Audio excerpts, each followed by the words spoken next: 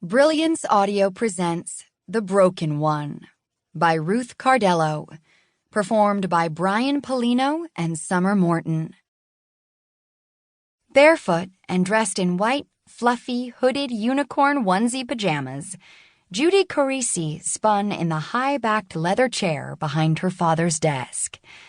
He didn't like her in his office, but she remained secure in the knowledge that there was no bite behind his growl. And she had an important reason to be there. After one final spin, she pulled the chair closer to the desk, opened her school folder, and took out a piece of paper.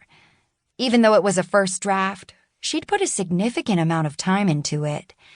She'd hoped to get a quick okay from her teacher so she could move on to the next step.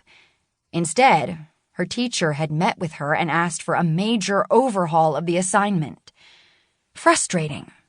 I worked hard on this. Harder than normal because I wanted to make Dad smile.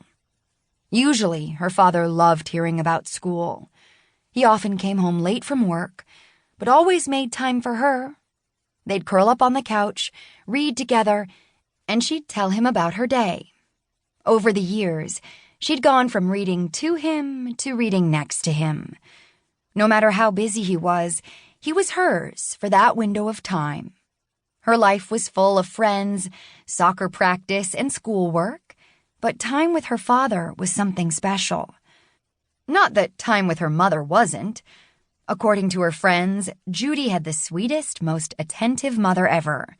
She attended all of Judy's games, volunteered in the school, and made Judy's friends feel special whenever they visited.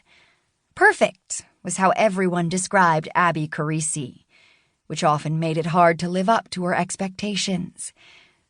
I have too much of Dad in me to always follow the rules.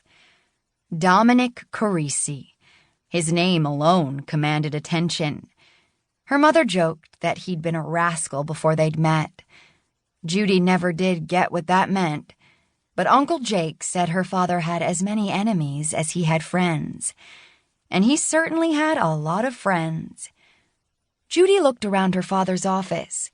The mahogany shelves that lined the walls were full of photos, and every award Judy had received since preschool. She couldn't imagine anyone not liking her father. He didn't even have a temper, which was why she had been shaken by his reaction when she'd said her teacher had asked everyone to make a family tree.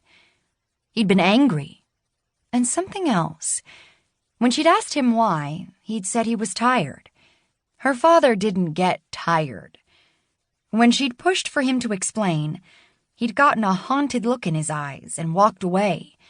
She'd chased after him, but he'd brushed her off and closed himself in this very office. When asked about his response, all her mother had said was that she would talk to him. About what? Judy didn't know. Whatever their talk had involved, it hadn't changed her father's feelings toward the project. She'd made the additional mistake of asking him about his own father the next day. She'd never forget the look on his face. So much pain it had sent a flash of panic through her. Her father had always been invincible. Nothing could hurt him. No one could scare him. Yet Judy had glimpsed a dark memory in his eyes and knew that someone had. Imagining anyone hurting him brought out a protectiveness in Judy. More than anything, she wanted the smile back in his eyes. A full family tree, one that included all the people who loved him, had felt like the perfect way to do it. Her first draft had been time-consuming, but exciting once she'd started it.